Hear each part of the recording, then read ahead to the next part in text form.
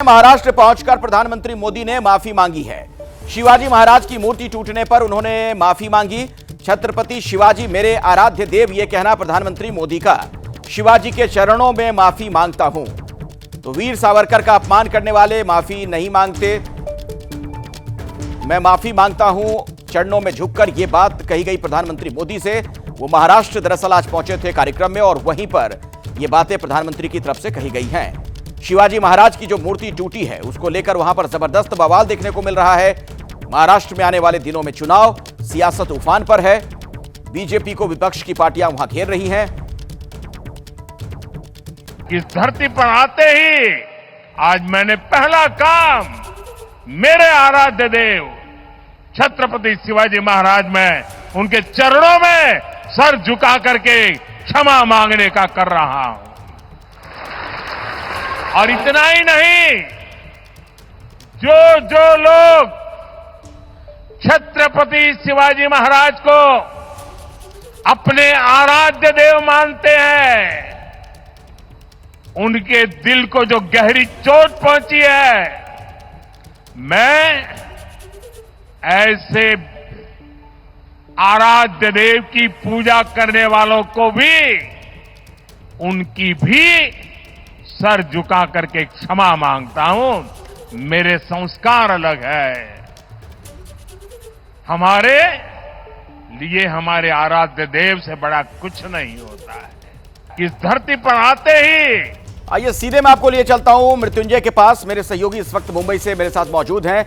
मृत्युंजय, जिस तरीके से यह मामला वहां पर सियासी गलियारे में हम देख रहे थे कैसे उफान पर था, आने वाले दिनों में महाराष्ट्र में चुनाव है और पता है हम सभी को कि छत्रपति शिवाजी महाराज की बात की जाए तो लोग वहां उन्हें भगवान की तरह पूजते हैं, तो कहीं इसका नुकसान ना हो जाए, क्या इसीलिए प्रधानमंत्री मोदी ने एक तरीके से विपक्ष को यह मैसेज दिया है जो माफी उन्होंने मांगी है?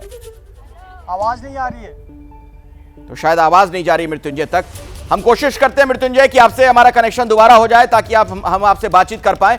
एक बार फिर से बता दें अपने दर्शकों को, महाराष्ट्र पहुंचकर प्रधानमंत्री मोदी ने माफी मांगी है।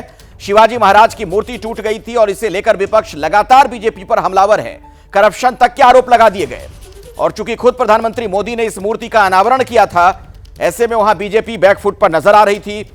आइए सीधे आपको मैं लिए चलता हूं एक बार फिर से मृत्युंजय के पास। मृत्युंजय, अगर आप मुझे सुन पा रहे हो, सवाल मेरा ये कि प्रधानमंत्री मोदी का यह माफी मांगना क्या एक तरीके से विपक्ष को भी वहां पर संदेश है जो लगातार बीजेपी पर इस मसले को लेकर हमलावर था?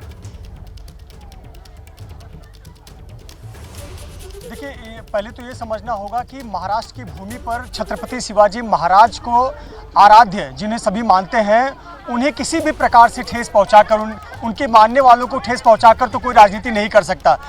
इसीलिए जब ये घटना हुई उसके बाद चाहे मुंबई बीजेपी अध्यक्ष हों, चाहे प्रदेश अध्यक्ष हों, चाहे देवेंद्र फडणवीस हों, आशीष शेलार हों, तमाम नेताओं ने माफ़ी मांगी। मुख्यमंत्री एकनाथ शिंदे ने भी माफ़ी मांगी।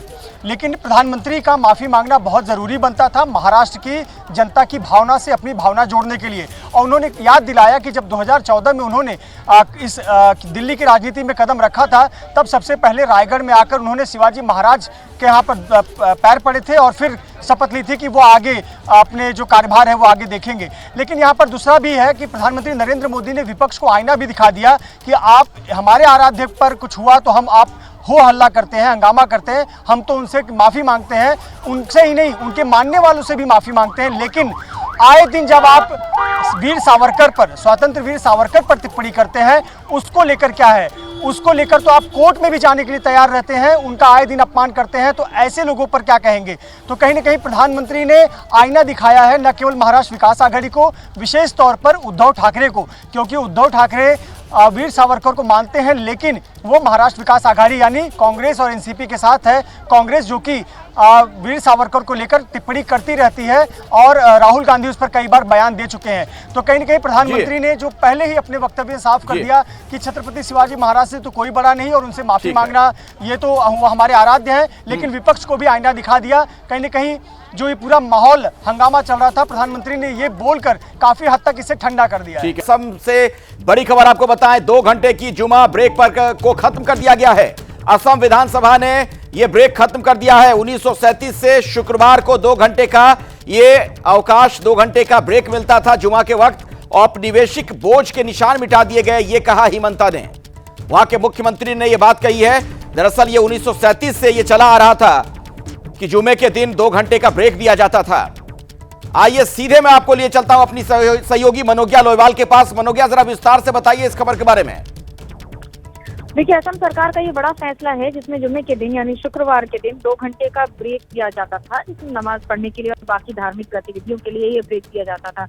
इस पर अब कानूनी तौर पर अमली जामा पहनाकर इसको रोक दिया गया है। और हेमंत शर्मा की सरकार का ये भी कहना है कि जिस तरह से हम मदरसाओं को और बाकी सारे इस तरह के धार्मिक संस्थानों को जो धार्मिक शिक्षा की प्रगति की तरफ रखते थे, उनको हम पूरी तरह से छात्रों की पढ़ाई के लिए, उन्हें डॉक्टर बनाने के लिए या फिर टीचर बनाने के लिए या फिर बाकी सबके लिए इस्तेमाल करते थे।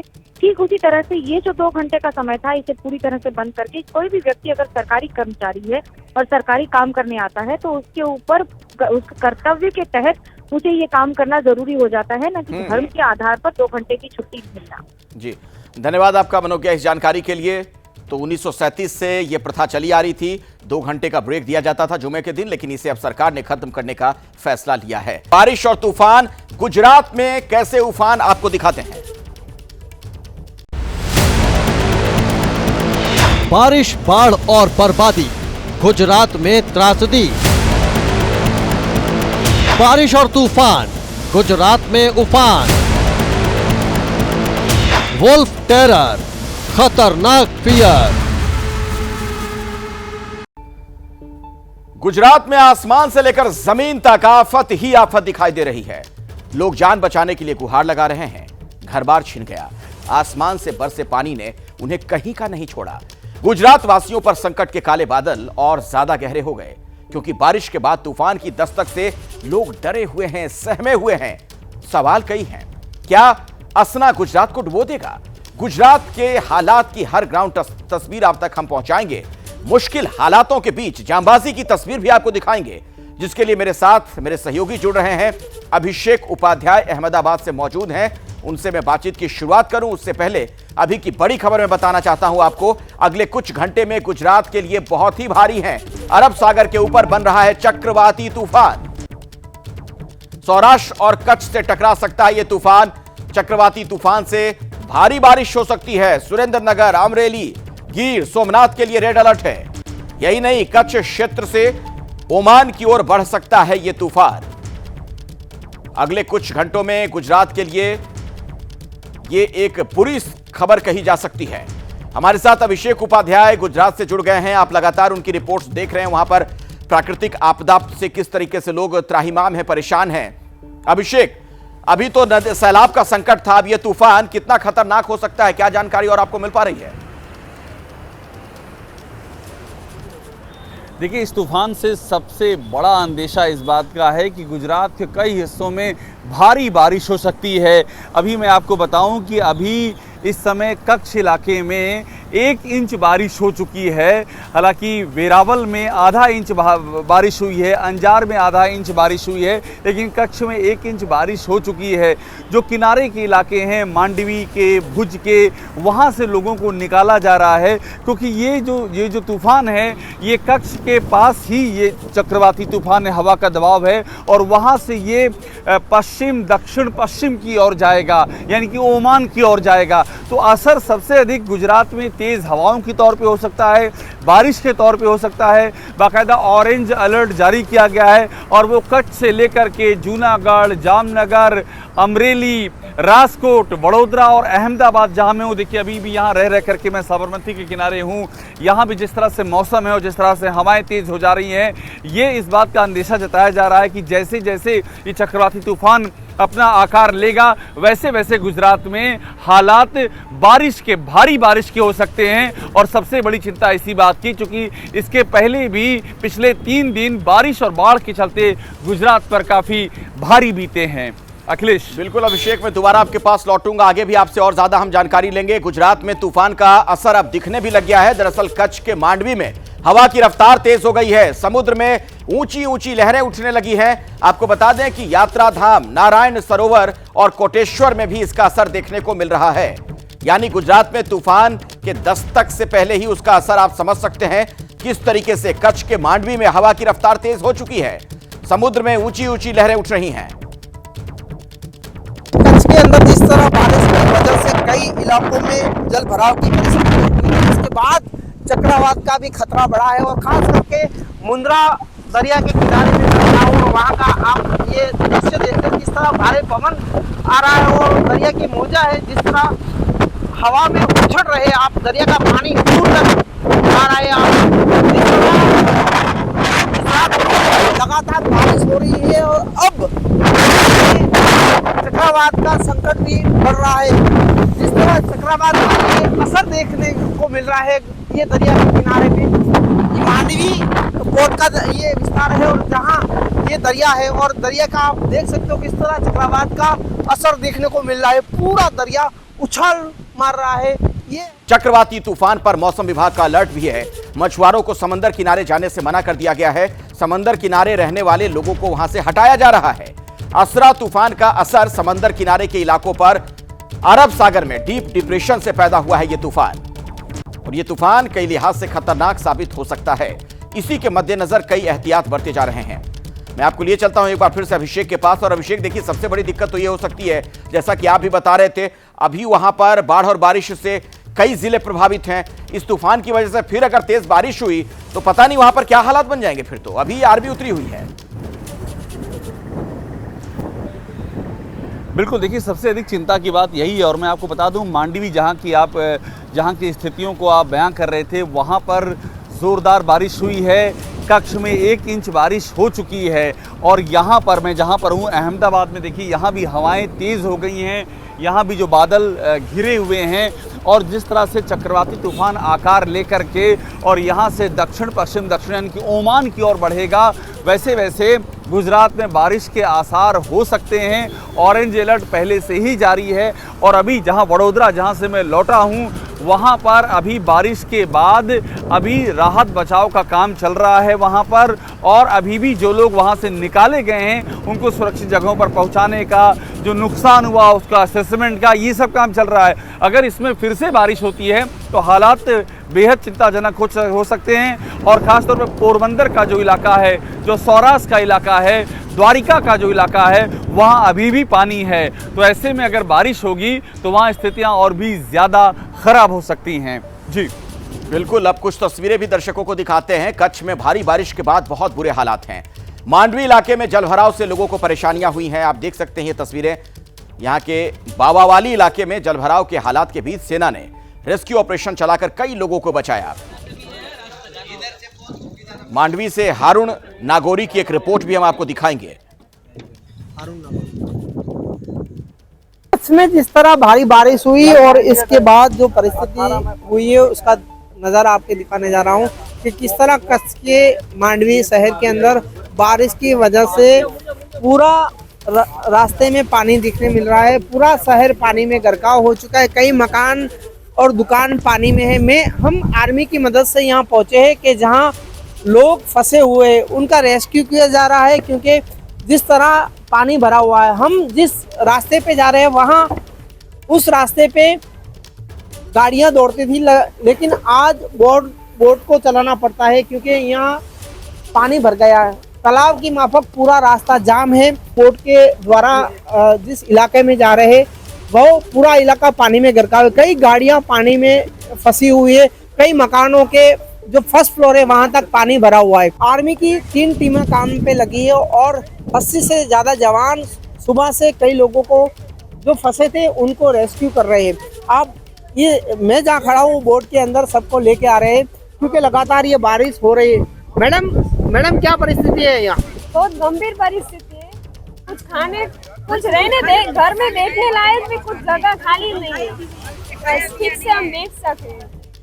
आर्मी जवान आए आप मदद के लिए? हाँ मैडम आर्मी जवान मदद के लिए आए, क्या परिस्थिति थी अभी? पूरे घर में पानी भरा था, हमको रेस्क्यू करके बाहर निकाला है और अभी सेफ जगह पे वो हमको पहुंचा रहे हैं आर्मी के जवान। अच्छा काम किया है आर्मी के जवानों ने।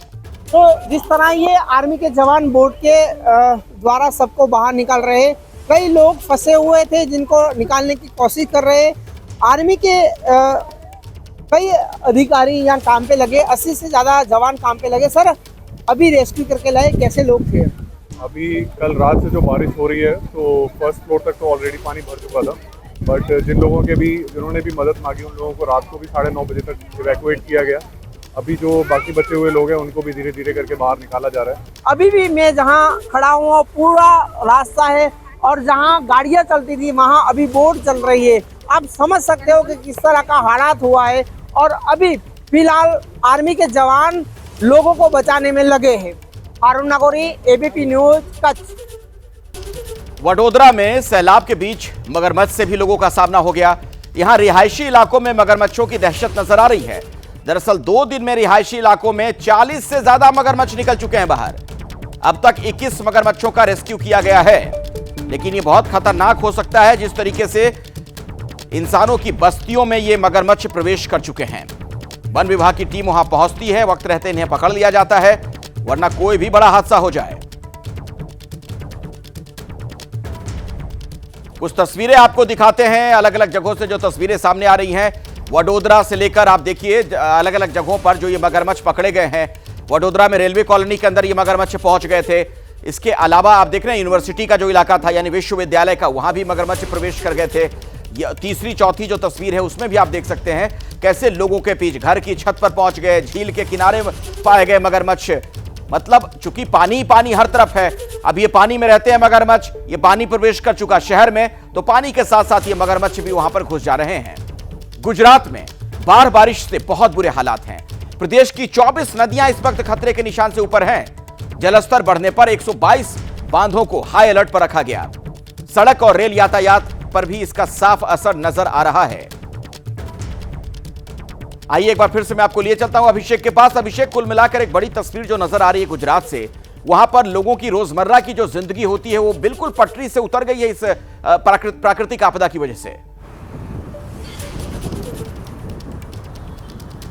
देखिए, सबसे अधिक चिंता इस बात की है कि एक तो बारिश हुई है और बारिश के चलते जो नदियों में जलस्तर बढ़ा है और उससे अभी भी पानी रिहायशी इलाकों में घुसा हुआ, एक ये समस्या है।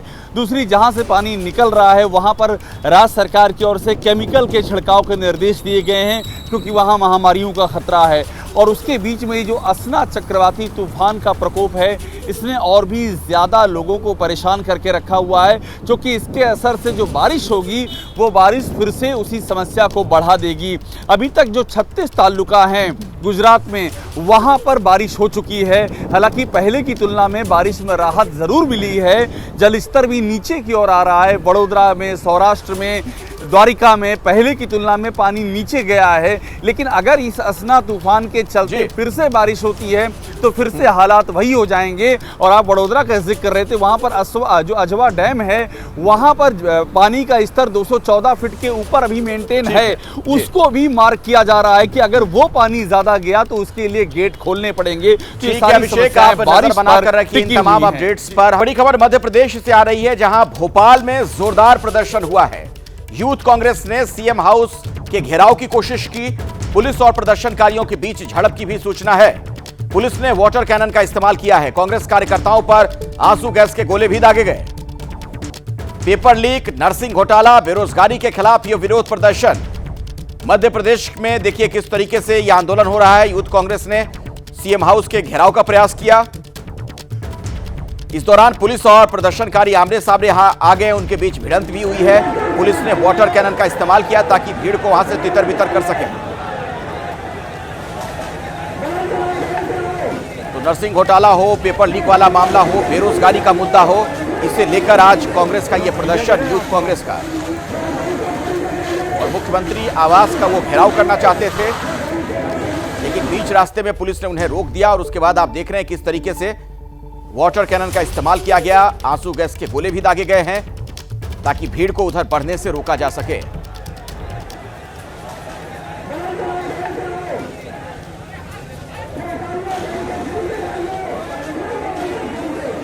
मध्य प्रदेश में यूथ कांग्रेस द्वारा भोपाल में सीएम हाउस का घेराव करने जा रहे थे, लेकिन उनको रोशनपुरा चौराहे पर रोक दिया गया। आप देख सकते हैं वाटर कैनन का उपयोग किया जा रहा है।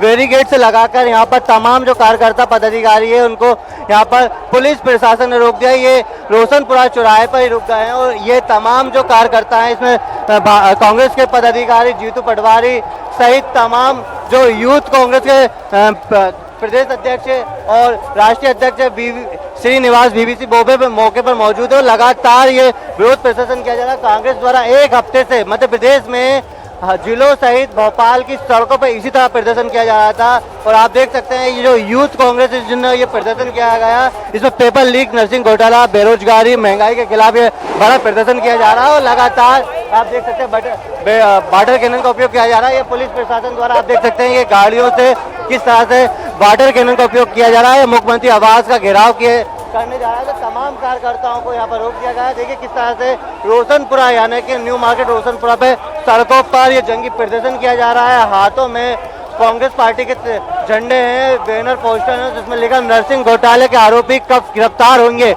यानी कि तमाम यहाँ पर कांग्रेस के पदाधिकारी जिनमें कांग्रेस के प्रदेश अध्यक्ष जीतू पटवारी, नेता प्रतिपक्ष हैं उमंग सिंघार, हेमंत कटारे, कांग्रेस के तमाम विधायक हैं वो, और इसी तरह जो जैसे बैरिकेड से चढ़े थे वाटर कैनन का उपयोग हुआ वो गिर गए। यानी कुछ यहाँ पे कार्यकर्ता घायल भी हो गए। और लगातार ये आप देख सकते हैं किस तरह से मध्य प्रदेश में सरकार को, जो भारतीय जनता पार्टी की सरकार है उसको लगातार कांग्रेस एक हफ्ते से अधिक समय हो गया। इसी तरह भोपाल की सड़कों पर प्रदर्शन कांग्रेस कर रही है। कैमरामैन होमेन देशमुख के साथ एबीपी न्यूज के लिए भोपाल से नितिन ठाकुर। बात करेंगे ऑपरेशन भेड़िया की। यूपी के बहराइच में ऑपरेशन भेड़िया अभी भी जारी है। खुद गांव-गांव जाकर तलाश रहे हैं डीएफओ। थर्मल इमेजिंग की भी मदद ली जा रही है, कैमरे से सर्च ऑपरेशन जारी है, ड्रोन की मदद ली जा रही है। इस इलाके में भेड़िया जहां देखा गया वहां पर हड़कंप की स्थिति है। तो आपको बता दें कि गांव वालों और वन विभाग के कर्मचारियों के बीच बहस भी हो गई कुछ जगहों पर, क्योंकि लोगों को यह लग रहा है कि जिस तत्परता के साथ इस भेड़िए को दबोचना चाहिए था उसमें ढिलाई बरती जा रही है। 4 भेड़िए पकड़ लिए गए हैं, लेकिन अभी भी ऐसा बताया जा रहा है कि 2 भेड़िए हैं जो आजाद हैं।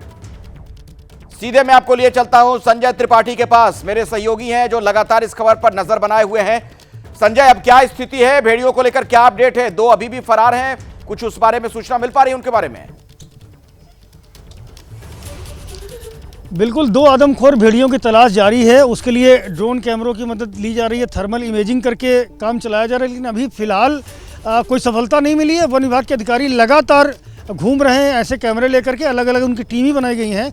इस वक्त मैं सिसैया चूड़ामणि गांव में हूं, जहां पर पहला अभी कल ही जो भेड़िया पकड़ा गया था वो इसी इलाके से पकड़ा गया था। यहीं पर पिंजरा लगाया गया था और यहीं से उसको ट्रैंकुलाइज करके वन विभाग की टीम अपने साथ ले गई थी, जहां से गोरखपुर उसको ले जाया गया। अभी तक यहां वन विभाग की टीमों का डेरा डाला हुआ है और इस पूरे इलाके में भेड़िए छुपे होने की आशंका है। यहीं से लगातार जानकारी मिल रही है, ऐसे में कॉम्बिंग की जा रही है और जो भी प्रयास हो सकते हैं वन विभाग की ओर से वो लगातार यहाँ पर जारी हैं। आप देखिए ये जाल रखा है, इस जाल के जरिए ही भेड़िए को पकड़ने की कवायद कल भी की गई थी और ये जाल लगातार कई सारे यहाँ पर रख कर के छोड़े गए हैं। जैसे ही कोई लोकेशन मिलेगी ये सारे का सारा मूवमेंट जो है उस तरफ किया जाएगा। और सामने का जो रास्ता देखिए, आगे भी वन विभाग के लोग लगातार कॉम्बिंग कर रहे हैं, ड्रोन उड़ा करके देख रहे हैं।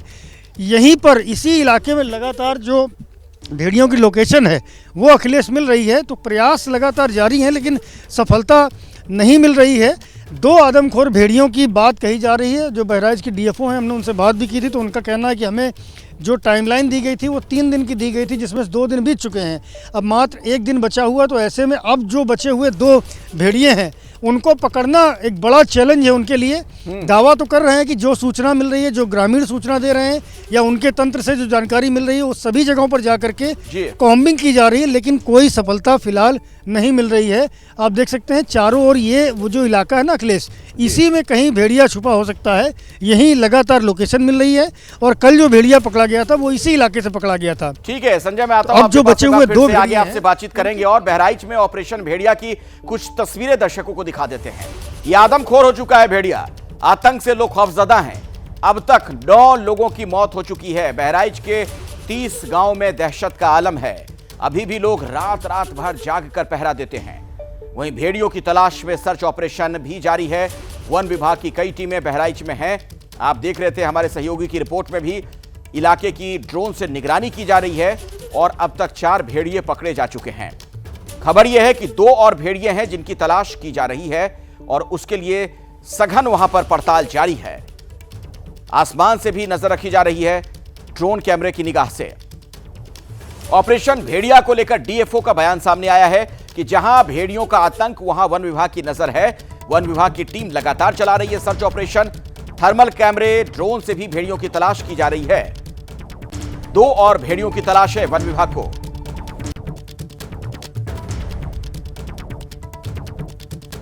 तो वन विभाग के जो अधिकारी हैं उन्होंने इस बारे में जानकारी दी है कि आखिर किस तरीके से ये ऑपरेशन चलाया जा रहा है। और छोटे बच्चे चूंकि इसके सबसे आसान शिकार होते हैं, इसलिए पूरे इलाके में ऐसा लग रहा है कि मानो कर्फ्यू का आलम हो। लोग डरे हुए हैं, घबराए हुए हैं, घरों में कैद हैं। में से 4 पकड़े, आधे ज़्यादा पकड़े। पगमाज के भी ढूंढ रहे हैं। जंगल में जाकर के अभी हम जंगल से ही आ रहे हैं। जब परिस्थितियाँ ऐसी बनेंगी तो हम पकड़ लेंगे। प्रयास हमारा पूरा चल रहा है। सीधे आपको संजय के पास एक बार फिर से मैं लिए चलता हूं। संजय, दिक्कतें क्या आ रही हैं? कुछ बताया जा रहा है इस बारे में? क्या आसपास तो कहीं नहीं भाग गए होंगे किसी और इलाके में ये भेड़िया अब तक? देखिए अखिलेश, भेड़िया जो है ना वो झुंड में रहता है। आपने देखा था पहले भी जो तस्वीरें आई थी वो झुंड की आई थी और उस झुंड में से कई भेड़िए पकड़े जा चुके हैं। अब जो वन विभाग के अधिकारियों का दावा है कि केवल 2 भेड़िए बचे हुए हैं जिनको पकड़ना बाकी है। उन 2 भेड़ियों की तलाश में थोड़ा मुश्किल हो रही है। अगर बड़ा झुंड होता है तो आसान होता है, लेकिन प्रयास किए जा रहे हैं। ये पिंजरा मैं आपको दिखाता हूँ। ऐसे ही पिंजरे में एक भेड़िया कैद हुआ था। दूसरा पिंजरा यहाँ पर ला कर रखा गया है, जाल रखा है, पिंजरा रखा है। बाईं ओर वन विभाग के जो लोग हैं वो आपको दिखेंगे। ये सारे के सारे लोग लगातार इस ऑपरेशन में लगे हुए हैं। अभी चूंकि भेड़िया शाम को उम्मीद की जाती है, शाम को अपने शिकार में निकलता है, अंधेरा जब हो जाता है उसके बाद में, तो ये सारे लोग फिर डटेंगे, दोबारा कॉम्बिंग करेंगे और ये जितने भी इनके पास साधन संसाधन हैं उनकी मदद से भेड़िए को पकड़ने की कोशिश की जाएंगे। लेकिन संख्या कम है इसलिए दिक्कत हो रही है। क्या प्रॉब्लम आ रही है, क्या लगता है? वन विभाग के लोगों से बात करता हूँ। क्या लगता है? अभी आप लोग को देख रहे थे लगातार कॉम्बिंग कर रहे थे, अब किस तरह की गतिविधि है? अब क्या ऑपरेशन आगे आपका बढ़ रहा है? किस तरह का ऑपरेशन अब बढ़ रहा है, आगे क्या कार्रवाई कर रहा है? अभी शाम को ड्रोन से भी देखेंगे, उसके बाद ही कुछ पता चल पाएगा। थर्मल इमेजिंग करेंगे, उसके बाद फिर एक्शन शुरू जी, उसके बाद ही कुछ पता चल पाएगा। तो वन विभाग के लोग लगातार यहाँ कैंपिंग कर रहे हैं और यही सिसौली चूड़ामणि गांव है जहां पर कल भेड़िया पकड़ा गया था और अभी भी यहीं पर आशंका है कि अन्य जो 2 भेड़िए अखिलेश वो यहाँ छुपे हो सकते हैं। तो बहरहाल ये सारे के सारे लोग यहाँ डटे हुए हैं। पिंजरा यहाँ रखा हुआ है, जाल यहाँ रखा हुआ है, इंतज़ाम पूरे किए गए हैं। बस लोकेशन मिलने की देरी है और उसके लिए लगातार ड्रोन कैमरा का इस्तेमाल किया जा रहा है। उस ड्रोन कैमरे से थर्मल इमेजिंग की जा रही है क्योंकि वो आसान तरीका है, बहुत बड़ा इलाका है और उससे संजय वो पिंजरा जो आप दिखा रहे थे उसी में पकड़ा गया था कल एक भेड़िया कि रात में। बिल्कुल बिल्कुल यही पिंजरा था। इसी पिंजरे में कल एक भेड़िया पकड़ा गया था। यहाँ पर मैंने आपको पहले भी बताया था ये 2 इसमें ब्लॉक होते हैं। एक ब्लॉक होता है चारे के लिए जिसमें बकरी रखी जाती है और सामने का जो हिस्सा है वो खोल दिया जाता है। ये जो आप देख रहे हैं ना, ये हिस्सा जो है ये ऊपर स्लाइड होकर के जाता है और इसी के बाद में जब भेड़िया अंदर जाता है तो इसी के भीतर फंस जाता है शिकार करने के बाद में। और यही तरीका पारंपरिक है वन विभाग का। इसी की कोशिश की जा रही है कि फिर से एक बार वही स्थिति बिल्कुल। तो एक तरीके का ये ट्रैप है जिसमें भेड़िए को फंसाया जाता है और वो पकड़ में आ जाए। तो कल इसमें कामयाबी मिली थी। उत्तर प्रदेश में जंगली जानवरों के अटैक से हड़कंप की स्थिति है। चूंकि खबर सिर्फ बहराइच से नहीं है, आदमखोर भेड़िए की तलाश तो यहां चल रही है, लेकिन सीतापुर में भी जंगली जानवर के अटैक से एक बुजुर्ग महिला की मौत हो गई। किस जंगली जानवर ने हमला किया यह अभी साफ नहीं हो पाया है। जांच के लिए वन विभाग की टीम मौके पर पहुंच गई है। तो बहराइच में तो आप देख ही रहे किस तरीके के हालात हैं। 2 और तस्वीर आपके सामने सीतापुर की है। यहां भी जंगली जानवर से लोग डरे हुए हैं क्योंकि एक बुजुर्ग महिला पर जंगली जानवर ने अटैक किया, उनकी जान चली गई है। हालांकि यह साफ नहीं हो पाया कि कौन सा जानवर है। इस बारे में संजय क्या जानकारी मिल पा रही है? कहीं ऐसा तो नहीं कि ये भेड़िए यहां से भागकर उधर चले गए हों, क्योंकि सब जिले आसपास के ही हैं। आशंका तो इस बात की है अखिलेश कि चूंकि यहाँ से भेड़ियों को लगातार खदेड़ा जा रहा है, कई सारे भेड़िए पकड़े भी जा चुके हैं, तो अब भेड़िए लगातार इधर उधर तितर बितर हो रहे हैं। हालांकि अभी इस बात की कोई पुष्टि नहीं हुई है कि सीतापुर में या लखीमपुर में जो हमला हुआ है वो भेड़िए का हमला है। जो ग्रामीण हैं, जिन घरों में पीड़ित हैं इस घटना के, उनका दावा जरूर है कि ये भेड़िए का हमला है, लेकिन बहरहाल अभी इसके कोई पुख्ता प्रमाण नहीं मिले हैं वन विभाग की ओर से कोई अधिकृत जानकारी भी इस तरफ से नहीं दी गई है कि भेड़ियों ने अन्य जिलों में जाकर के हमला किया है।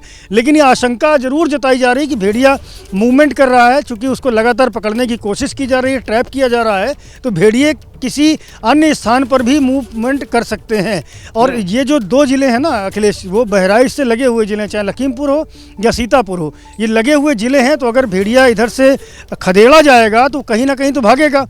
तो ऐसे में आशंका जरूर है, लेकिन अभी तक इस बात में कोई पूरी तरह से पुख्ता जानकारी सामने नहीं आई है कि ये भेड़ियों के हमले हैं। बहरहाल जांच पड़ताल जारी है, वन विभाग बिल्कुल के अधिकारी कर्मचारी नजर आती है, चूंकि आपकी एक रिपोर्ट भी दर्शकों को आज दिन में भी हम दिखा रहे थे, जिसमें आपने रात में जाकर पूरा वहां दिखाया था किस तरीके से सर्च ऑपरेशन वगैरह चलता है। लोग बहुत डरे हुए हैं, सहमे हुए हैं, क्योंकि वन विभाग के लोग तो होते ही हैं, ग्रामीण जो है खुद वो अपनी रक्षा के लिए तत्पर दिख रहे थे, लाठी डंडे लेकर घूम रहे थे। बिल्कुल लोग डरे हुए हैं, सहमे हुए हैं और एक समस्या का भी सामना कर रहे हैं अखिलेश, कि चूंकि छोटे छोटे बच्चों को भेड़िया शिकार बना रहा है। अब छोटे बच्चों को ताकीद किया जा रहा है परिजनों को कि बच्चों को घर के भीतर रखें, घर के बाहर ना निकालें। और लाइट पूरे इलाके में कटी हुई है, 2 दिन से पूरे के पूरे इलाके में कई सारे गाँवों में लाइट नहीं आ रही है। इससे समस्या हो रही है घर के भीतर सोने में। ऐसे में मजबूरी है परिवार के लोगों की जो अपने बच्चों को लेकर के छत पे सोएं और या फिर खुले में सोएं, ये मुश्किल पेश आ रही है। यहाँ देखिए ग्रामीण खड़े हुए हैं, लाठी डंडा ये सुबह से लेकर के निकलते हैं। दिक्कत हो रही है भेड़िए का जो ये आतंक है उसको लेकर के। और बिजली भी नहीं आ रही आपके क्षेत्र में, नहीं बोल नहीं पाते हैं। दिक्कत हो रही है, यहाँ पर बत्ती नहीं आ रही है, अंधेरा है। डंडा लाठी लेकर कितने इलाके की निगरानी करेंगे आप लोग? समस्या हो रही है। बिल्कुल समस्या तो होगी, जिस तरीके के हालात हैं संजय, जिस तरह से लोगों की जान जा रही है। बड़ी खबर आपको बता दें, कोलकाता केस पर घमासान थम नहीं रहा। बीजेपी महिला मोर्चा का ताला लगाओ अभियान चल रहा है। राज्य महिला आयोग के दफ्तर पर प्रदर्शन हुआ है। लॉकेट चटर्जी को पुलिस ने हिरासत में ले लिया, तो ताला लगाओ अभियान चला रही है वहां पर बीजेपी महिला मोर्चा। खुद लॉकेट चटर्जी गई थी राज्य महिला आयोग के दफ्तर पर प्रदर्शन करने, और इसी दौरान उन्हें हिरासत में लिया गया है। तो कभी रास्ते में दिखते ही नहीं है। अब कौन सा अत्याचारित महिला के पास गया है? मुख्यमंत्री को कुछ बोले हैं? सुओ मोटो केस किए हैं, प्रतिवाद किए हैं, कुछ नहीं किए हैं। सिर्फ सच धज के आप लोग बैठे रहते हैं। वो अपना आपका पर्सनल विषय है, लेकिन काम आप लोग कुछ नहीं करते। आज डेथ सर्टिफिकेट दे के आए हैं। हिंदू रीति अनुजाई महिला लोग जो क्रियाक्रम करते हैं ना, तो 3 दिन में करते हैं। तो हम लोग भी, हमारा स्टेट महिला कमीशन का जो श्राद्धा अनुष्ठान है, श्राद्ध, वो हम 3 दिन में करेंगे। आप लोग जरूर आइए एक माला लेकर। तो अग्निमित्रा पॉल को आपने सुना, बीजेपी की नेता है, और तमाम महिला नेताओं ने आज वहां प्रदर्शन भी किया है। कोलकाता केस पर घमासान की स्थिति लगातार बनी हुई है। ताला लगाओ अभियान अब चलाया जा रहा है। बीजेपी की तमाम महिला नेता हैं, उनकी तरफ से, महिला प्रकोष्ठ की तरफ से। इस बीच खबर यह कि लॉकेट चटर्जी को पुलिस ने हिरासत में ले लिया है। जब बीजेपी का प्रदर्शन चल रहा था उस दौरान भी आपने देखा था कि रूपा गांगुली हो, लॉकेट चटर्जी हो, अग्निमित्रा पॉल हो, इन्हें तब भी हिरासत में लिया गया था। और आज भी खबर है कि लॉकेट चटर्जी को पुलिस ने कस्टडी में ले लिया है। ये तस्वीर आप देख सकते हैं। ताला लगाओ अभियान बीजेपी अब चला रही है। तो बीजेपी महिला मोर्चा का यह अभियान है, ताला लगाओ अभियान। मेरे साथ मनोज्ञा लोईवाल इस बीच फोन लाइन पर जुड़ गई। मनोज्ञा, मतलब कुल मिलाकर तस्वीर ऐसी लग रही है कि बीजेपी लगातार हमलावर है। आज भी ये तस्वीर सामने आई है, ताला लगाओ अभियान चल रहा है। बिल्कुल ताला लगाओ अभियान चल रहा है, जिसमें कई जगह पर तो खुद लॉकेट चैटर्जी या फिर देवश्री चौधरी या फिर अगर आप अग्निमित्रा पॉल, ये सारी नेत्री एक साथ चल तो रही थी, लेकिन उसके पहले कई जगह अलग अलग जगहों से उन्हें डिटेन किया गया। उन्हें पहले हिरासत में लिया गया, फिर छोड़ा गया। हालांकि हार नहीं मानी और ये सब बीजेपी की नेत्री एक साथ मार्च करती हुई पहुंची और ये विरोध प्रदर्शन था, जहां पर एक और ताला लगाओ अभियान था महिला आयोग पर, तो वहीं दूसरी ओर सवाल खड़े करने का मौका था। आरजी कर के पूरे मामले में जिस तरह से अभी तक तफ्तीश हो रही है, सीबीआई इसमें इन्वेस्टिगेशन कर रही है, लेकिन आरोप लग रहे हैं कि राज्य सरकार की तरफ से कुछ शुरुआती दौर में अगर गलतियां हुई हैं तो उसके लिए लगातार आंदोलन हो रहा है इस समय भी। पश्चिम बंगाल में खासतौर से बीजेपी हर रोज कोई न कोई इस तरह का कार्यक्रम आयोजित। ये जो ताला लगाओ अभियान है मनोज्ञा, क्या इसमें सरकारी दफ्तरों पर ये लोग ताला लगा रहे हैं, क्या कर रहे हैं? महिला आयोग पर ताला लगाया अखिलेश, जिसमें उन्होंने अपने करुणामयी इलाके में सॉल्ट लेक से लेकर उन्होंने लगातार वॉक किया और महिला आयोग के दफ्तर पे जाकर ताला लगाने के लिए कि महिला आयोग ने किसी तरह की कोई कार्रवाई नहीं की, खासतौर से तब जब एक महिला डॉक्टर की इस तरह से नृशंस तरीके से हत्या हुई। बीजेपी में चंपाई सोरेन शामिल हो गए हैं। रांची में चंपाई को बीजेपी में शामिल करवाया गया और जैसा कि हम आपको तस्वीरें भी दिखा रहे थे, शिवराज सिंह चौहान भी आज वहां पर पहुंचे हुए हैं रांची में। हिमंता बिस्वा शर्मा भी मौजूद हैं। उनकी मौजूदगी में आज चंपाई सोरेन अब बीजेपी के हो गए। वो चंपाई जो झारखंड मुक्ति मोर्चा से लंबे वक्त से जुड़े रहे, झारखंड मुक्ति मोर्चा के बहुत बड़े नेता थे, बड़े आदिवासी नेता। यही वजह थी कि जब हेमंत सोरेन जेल गए थे उस दौरान उन्हें गद्दी सौंप कर गए थे, लेकिन उसके बाद बागी हो गए चंपाई और ऐसे बागी हुए कि पार्टी का दामन तो छोड़ा ही बीजेपी में शामिल हो गए। जब उन्हें शामिल करवाया गया था उस दौरान की यह तस्वीर है, आप मंच पर देख सकते हैं। शिवराज सिंह चौहान भी दिख रहे हैं, हिमंता बिस्वा शर्मा भी हैं।